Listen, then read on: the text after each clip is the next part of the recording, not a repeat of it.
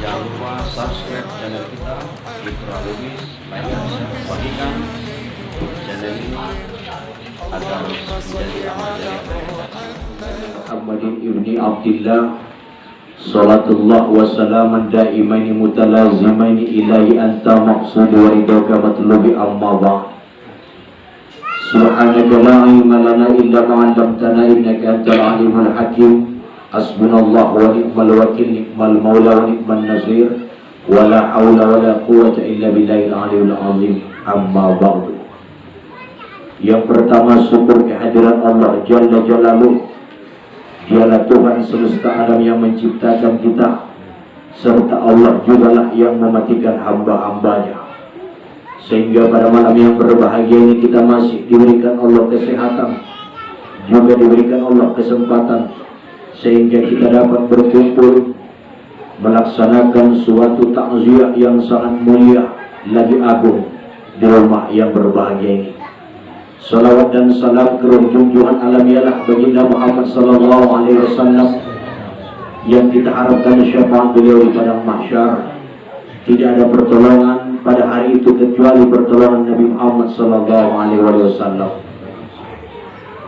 Pertama-tama yang saya hormati Kepala Desa Gunung Jati, yang saya hormati alim ulama, tokoh masyarakat cerdik pandai, dan jemaah yang dimuliakan Allah Subhanahu wa taala. Sebelum saya mulai ceramah singkat ini, ada baiknya saya berkenalan dulu mungkin Pak ya, karena agak asing sebenarnya saya di sini dalam pandangan jemaah semuanya. Saya ini sebenarnya adalah menantu daripada Ahlul Bait rumah ini, yaitu Ibu Juliana. Saya tinggal di Palembang, asal saya Medan. Sekarang saya mengajar di Pondok Pesantren Darul Nur Al Mustafa di Palembang. Pada malam hari ini saya membawa satu guru ustadznya yang ada di sebelah kanan saya. Saya juga membawa dua santri saya ke sini. Sebetulnya pada malam hari ini saya juga ada acara di Palembang, Wak, yaitu acara 40 hari juga. Kebetulan karena sudah janji dengan ibu mertua, jadi ini tidak bisa saya hindari. Saya mengajar bersama Al-Habib Abdullah Asad Basaiban. Saya mengajar di pondok pesantren zuriatnya Rasulullah, Wak, keturunannya baginda Muhammad SAW. Alhamdulillah saya bersama beliau di Palembang. Kebetulan saya juga mau menyampaikan kepada jemaah yang pertama, kalau ada anaknya yang ingin mondok ke Palembang, silakan mondok di pondok pesantren kita. Pelajarannya tahfiz Quran beserta kitab kuning, Pak. Kebetulan saya sendiri gurunya. Kalau mondok di Palembang, santrinya itu mendapatkan ijazah pondok dan ijazah SMP beserta ijazah SMA. Kita juga mempunyai universitas, Pak. Bayarannya tidak mahal-mahal, sebulan cuma 600, Pak. Disitulah makannya, disitulah SPP-nya sebulan semua. Dan yang kedua, bila ada jemaah yang ingin umroh bersama Al-Habib zuriat Nabi, keturunan Nabi, maka dengan Habib Abdullah Asad Basaiban sangat mudah sekali, Pak ya, bila ingin bersama keturunan Rasulullah SAW. Baiklah jemaah yang dimuliakan Allah Subhanahu wa taala, kita tinggalkan saja itu. Adapun kita berkumpul pada malam yang berbahagia ini adalah memperingati 40 hari daripada almarhum. Apa tujuan daripada ini, Pak? Tujuan kita daripada memperingati 40 hari ini adalah agar manusia tetap ingat dalam kematian, agar hamba-hamba Allah yang ada di muka bumi ini jangan sampai lalai oleh nikmatnya dunia. Jangan sampai kita terbuai oleh kesibukan dunia. Inilah kita adakan 40 hari. Ada orang berkata 40 hari itu adalah bid'ah. Tidak. 40 hari itu adalah bagus. Banyak hadis yang mendukung.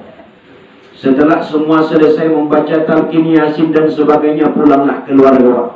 Dalam kitab Bulughul Maram dijelaskan oleh Nabi Muhammad SAW, ketika keluarga yang terakhir pulang dari makam, 7 langkah dari makam datanglah ketukan dari malaikat Munkar wa Nakir. 7 langkah berarti kira-kira sekitar dari sini ke lemari itu, Pak. Keluarga yang terakhir keluar pulang daripada kubur itu ke rumahnya baru 7 langkah datanglah malaikat Munkar Nakir. Apa yang dia tanya pertama kali? Man rabbuka? Siapa Tuhanmu? Tuhanmu yang ditanya oleh Allah, bukan amalmu, bukan sholatmu, bukan sedekahmu, bukan ngaji, bukan zikir, bukan umroh, bukan haji. Yang ditanya oleh malaikat adalah man rabbuka? Siapa Tuhanmu? Apakah kita benar-benar tahu siapa Tuhan kita, Pak, di dunia ini? Tuhan itu adalah sandaran, Tuhan itu adalah kebutuhan, Tuhan itu adalah yang selalu hadir di setiap hari kita. Kalau setiap hari yang hadir di hidup kita adalah harta, maka hartalah yang jadi Tuhan kita, Pak. Tapi kalau selama hidupnya ini adalah yang dia butuhkan Allah Subhanahu wa ta'ala, subuh menghadap Allah, agak siang dikit ngadap Allah, sorean dikit ngadap Allah, matahari terbenam ngadap Allah, agak malam sebelum tidur ngadap Allah. Benar, ini Tuhannya Allah. Maka ketika ditanya oleh malaikat Munkar Nakir, bisa dia jawab. Kapan, Pak, ditanya sholat kita, Pak? Nanti, Pak, di padang mahsyar, bukan di kubur, Pak. Di kubur itu yang ditanya adalah siapa Tuhan kita. Disinilah perlu yang namanya kajian tauhid, Pak. Siapa yang tidak kenal di dunia ini siapa Tuhannya, maka di akhirat dia akan lebih buta lagi tentang siapa Tuhannya. Kalau bahasa orang ada kajian torikot, Pak, ya. Kita belajar ngaji torikot, mengenal Allah, mengenal siapa Tuhan kita, Pak. Di sinilah perlunya kita mengenal siapa Allah. Kita harus mencari tahu siapa sih yang kita sujud itu. Siapa yang menghidupkan kita? Siapa yang mematikan kita? Siapa yang memberi kita harta? Siapa yang memberi kita sehat? Ini semua ada di dalam pikirannya. Sampai-sampai dia berkata, tidak ada yang lain, semuanya Allah yang menciptakan. Orang ini sudah mengenal Allah. Itu yang pertama. Yang kedua adalah man nabiyuka? Siapa nabimu? Ini pertanyaan di dalam kubur. Siapa nabimu? Yang bisa menjawab ini adalah orang-orang yang sering berselawat kepada baginda Rasulullah SAW. Dia berselawat kepada baginda Nabi. Ketika dia duduk, dia berselawat kepada Rasulullah. Ketika dia bekerja di sawah, di kebun umpamanya, di kantor, di pabrik dan sebagainya, dia mengucapkan nama Nabi. Dia berselawat kepada baginda Rasulullah SAW. Tidak lepas ini mulut mengucap selawat kepada baginda Nabi. Ringan di dalam ucapan tapi berat di dalam timbangan, yaitu Allahumma sholli ala sayyidina Muhammad wa ala sayyidina Muhammad. Selawat inilah yang selalu dia dengungkan, Pak. Kalau saya bicara soal selawat nanti ini sangat panjang sekali. Selawat ini apa namanya? Innallaha malaikatahu yusholluna 'alan nabi. Ya ayyuhalladzina amanu shallu 'alaihi wa sallimu taslima. Allah dan malaikat berselawat kepada baginda Nabi. Hai orang-orang yang beriman, berselawatlah kepada baginda Nabi. Siapa yang tidak pernah berselawat di dunia ini, Pak, akan sengsara di akhirat. Sengsara, Pak. Saya tidak percaya, Pak, apakah kita masih hidup ini. Kalau kita mati, benar gak kira-kira kita ini masih hidup, Pak? Ini dulu yang dikaji nih, sebelum panjang-panjang kita. Kalau orangnya sudah mati, sudah jadi tulang belulang, apakah kita masih hidup kira-kira? Surah Yasin ayat 65 jawabannya. Al-yawma nakhtimu ala afwahihim wa tukallimuna aydihim wa tashhadu arjuluhum bima kanu yaksubun. Pada hari itu, maksudnya hari setelah mati, nakhtimu ala afwahihim, kami kunci mulut mereka. Berarti manusia punya mulut nanti, Pak. Buktinya dikunci Allah. Kami kunci mulut mereka. Wa tukallimuna aydihim, bicara tangan mereka. Berarti manusia punya tangan. Wa tashhadu arjuluhum, dan bersaksilah kaki mereka. Jadi manusia setelah hidup ini punya mulut. punya tangan dan punya kaki. Berarti persis seperti ini kita nanti Pak setelah hidup ini. Kita akan hidup setelah hidup ini lagi. Ketika kita dihidupkan, disitulah berlaku selawat yang kita baca selama ini Pak. Yang Bapak baca sebelum tidur, yang Bapak baca sambil bekerja, sallallahu alaihi Muhammad sallallahu alaihi wasallam, sallallahu alaihi Muhammad sallallahu alaihi wasallam. Dia baca 100 kali sehari Pak. Yang 100 kali itulah yang menolong Bapak nanti di padang mahsyar. Rasulullah akan datang ketika ditimbang amalnya. Rasul datang, ya Allah ini umatku ya Allah.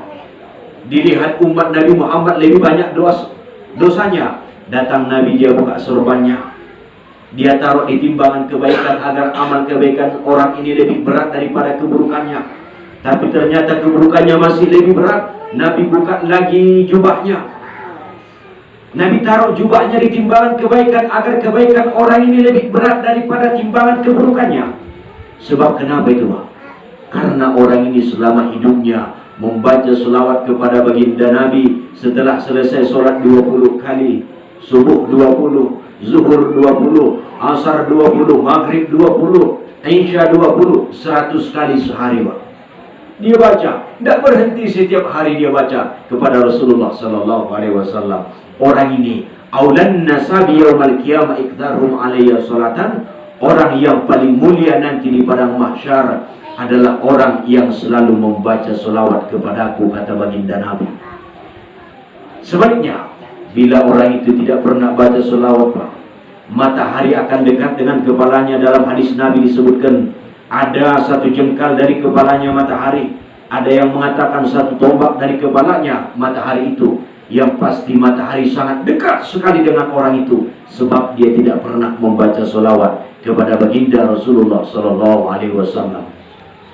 Kalau jemaah semua yang ada di sini, bapak-bapak mohon maaf sebelumnya, kalau kita semua berselawat kepada Rasulullah Pak, malaikat turun Pak. Disebutkan di dalam kitab Al-Adhkar An-Nawawiyah, bila ada satu kumpulan manusia membaca salawat kepada baginda Rasul, Allah menyuruh malaikat untuk turun kepada rombongan jemaah itu. Malaikat ikut berdesak-desakan di antara mereka. Lalu malaikat itu mendoakan orang yang membaca salawat itu. Apa doa malaikat Pak? Ya Allah ampuni dia, ya Allah ampuni dia, ya Allah ampuni dia, ya Allah ampuni dia. Sampai kapan Pak? Sampai hari kiamat didoakan malaikat ini. Oleh karena itu saya ajak sekali dulu jemaah untuk berselawat kepada Rasulullah sallallahu alaihi wasallam. Salatullah salamullah ala taha Rasulillah. Salatullah salamullah ala yasin habibillah. Tawassalna bismillah wa bil hadi Rasulillah.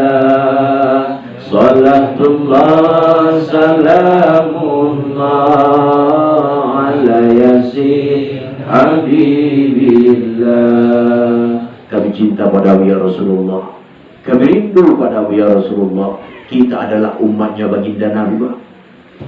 Kita ini umat Nabi Muhammad SAW. Kalau kita umat yang diakui oleh baginda Nabi, maka umatnya lah yang pertama kali masuk surga. Tidak ada umat Nabi Muhammad yang kekal di dalam neraka. Tidak ada Pak. Selama orang itu pernah bersolawat kepada baginda Muhammad SAW. Saya pernah bertemu dengan orang jahat Pak. Orang jahat Pak, saya pernah bertemu. Ustaz, saya banyak dosa sekali. Apa saya bilang ke dia? Sebelum hidayah datang kepadamu, ayolah baca selawat kepada Rasul sallallahu alaihi wasallam. Walaupun dosamu banyak, tapi paling tidaknya kamu sudah punya amal walaupun sedikit. Sebab selawat itu Pak tidak bisa membuat seseorang kekal di dalam neraka. Subhanallah umat Nabi Muhammad sallallahu alaihi wasallam. Yang terakhir yang ingin saya sampaikan adalah bahwa betul sekali ketika kita wafat, ketika kita mati, pendengaran kita hidup kembali, penglihatan kita hidup kembali, persis seperti kita hidup di dunia ini Pak.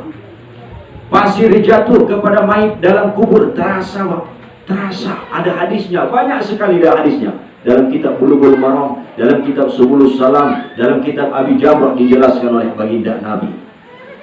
Pendengarannya 70 kali lebih tajam daripada pendengaran di dunia ini. Oleh karena itu, mari saya ajak jemaah semuanya untuk menambah amal kita, bekal persiapan. Sebab mati itu pasti. Mati itu pasti, Pak. Tak tahu kapan, tapi pasti datang. Entah besok, lusa. Yang tua, yang muda, banyak yang muda wafat, banyak yang tua mati. Oleh karena itu, pada malam hari ini, di rumah yang mulia ini, kita diingatkan oleh Allah Subhanahu wa Ta'ala untuk menambah amal kita. Semoga kita ditolong Allah Subhanahu wa Ta'ala. Terima kasih atas pendengaran. Mohon maaf atas kesalahan. Ilal liqa. Assalamualaikum warahmatullahi wabarakatuh.